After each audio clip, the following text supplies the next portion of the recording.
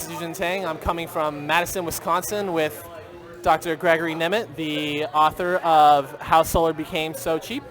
Would you like to give us a little bit of an introduction about yourself? Yeah, sure. So I'm a professor at the University of Wisconsin. I teach public affairs and I teach classes in energy analysis and environmental policy. And I tell people my work is about how do we stimulate innovation in low carbon technology. How we stimulate innovation in low carbon technology? Yeah, because I basically came from working in startups in Silicon Valley. Oh, okay. And, there was plenty of people working on IT, on biotech, consumer products, but not on energy. Now there are, but that's what got me excited about this in the beginning is how do we get more people working on energy problems because they've worked on other things and that's made a big difference. So that's what we need for energy. Okay, awesome. All right, so so in the book, you talk about how the way that solar became so cheap was it was an international collaboration. The U.S. made the tech, Germany made the market, and China made it cheap. Can you tell us a little bit more about where you see like solar going from here? Like, what do you think is the next step? Yeah, the next step is all about scale up. So continuing to fall in cost. There may be new technologies that come on, like perovskites and ways you get even more efficiency, maybe with even less materials. Trying to do better on recycling. So at some point in the next few years, we're going to have a lot of panels that are no longer as effective as they were. And so finding a way to reuse that material will be the next challenge. And then just scaling it up so that we continue to do what we've already been doing, which is growing at 25-30% a year. So that means doubling every 2 years or so, and just keep on doubling. And it doesn't mean going faster than what we've been doing. We just got to keep it up for another 20 years. And at that point, solar becomes like the core of the global energy system. And there we've got no fuel needed, no emissions, and we've got something that is, contributing in a major way to dealing with climate change and other energy problems. And so that's the path we are on now. And really, what we got to do is just keep going and grow at the same rate, and that'll take us where we need to go. Okay. Yeah, I totally agree. I think it's scaling up. That's why I wrote my book. That's why I want to build 50,000 megawatts of solar power across the U.S. So other than like scaling up and some of the recycling kind of issues, or I guess maybe one of the recycling issues is a challenge, what do you think is like some of the challenges that face the scaling process? Yeah, so we got to just keep up the growth that we've been doing, but that does mean keeping our eye on the ball. That does mean we still need supportive policy. We need to get rid of policies that are favoring incumbent technologies like coal and natural gas, and then make space for technologies that will help solar, like batteries and other forms of energy storage, so that if it's not a sunny day or there's a thunderstorm, we've got that covered. And those technologies are moving along very quickly too, batteries, and then just information moving around the energy system so that we can predict when it'll be cloudy or not as sunny, and maybe we can send signals to people to reduce their demand in those cases. So we've got all that. It's really a matter of integrating it, using it, and deploying it in places that haven't been deployed yet. And so installing solar in developing world where it's a little bit harder to finance it, that's the real challenge. But yeah, it's just using the technology we have and deploying them at a bigger scale than we have in the past. Yeah, that makes a lot of sense. So other than like some of these challenges that we're facing, in your book you also talk about you're an optimist, and I like that. I'm an optimist too. Sure. So you talk about how one of the things that makes you the most optimistic about solar energy is this developing technology. Yeah. Can you tell us a little bit about some of the most exciting like developing technologies in this space that you think? Just some of the technologies you think are the most exciting. Yeah. For solar, we're using the same design in 90% of solar that we've used for the last 40 years. And 9%? 90% is this old technology that's worked really well, and we continue to get cost reductions from it. But there are other materials that we can use. We can do thin films. We can do these things called perovskites. Maybe we layer those on top of each other. So there's lots of scope for continued cost reductions in solar. But what makes me also excited are other technologies that continue to fall in cost. Wind power does that. Offshore wind power is doing that. Batteries, that's helpful for solar, but it's also helpful for transportation. All of that is improving really quickly, and that really underpins a lot of my optimism about doing something real on climate change, is that solutions are getting better. It's not just about this trade-off between the economy and the environment. These solutions are creating jobs, they're making it more affordable, they're making the system more feasible, And you attach that to people's creativity and innovation, then you can really see about having a system that runs on these new technologies that doesn't create a lot of sacrifice for people, doesn't impose a lot of new costs. I think that's a really optimistic and really realistic and feasible view of how we really address climate change. So that's a key to it to me.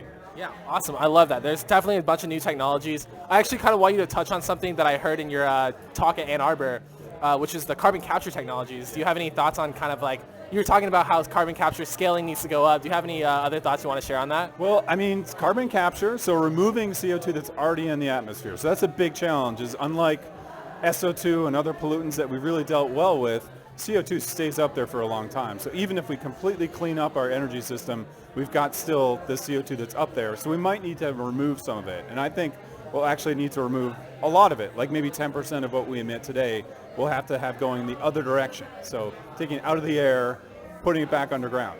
And that takes technology too. Some of it is low tech, like trees. Some of it is higher tech, like doing chemical processes that react with CO2, and then we can compress it, transport it, and put it underground. Yeah, but those need to scale up in the same way that solar does. So there's like a dozen facilities around the world right now that'll do that, that'll capture CO2. Okay. But we need to be doing 1 million tons a year by 2030 and 1 billion by 2050 to make a dent in this problem. Wow. Yeah, so that sounds like a lot. We're pretty close to zero today. But if you think about what the growth rates are to get there, it's very similar to solar. It's like about 30 to 40% a year, every year for like 30 years. And so I think we've got a playbook now in how we did solar, what the policies were, how the supply chain needs to transform, the types of compromises we might need to make to get things to grow fast. And we can do that for direct air capture too. I think that's going to be an important technology for really dealing with the problem and dealing with sectors where it's hard to get them to zero, like aviation, agriculture, and industry. So yeah, carbon removal will be an important technology too, and hopefully we can use some of what we learned with solar and apply it to that technology. Yeah, okay. Wow. Yeah, I totally agree, and I think it does need to scale up. And actually, this leads perfectly into my next question, which is, so in your book and in your talk, you also outline how you think that there were 9 points that really helped solar, scale up and become as cheap as it is today. And those 9 points were having a robust economy. Having a robust market, having disruptive production, having a political economy, having what were the other ones? Oh, knowledge codification, knowledge transfer, global mobility, having a trained workforce, continuous R&D, and what was the last one?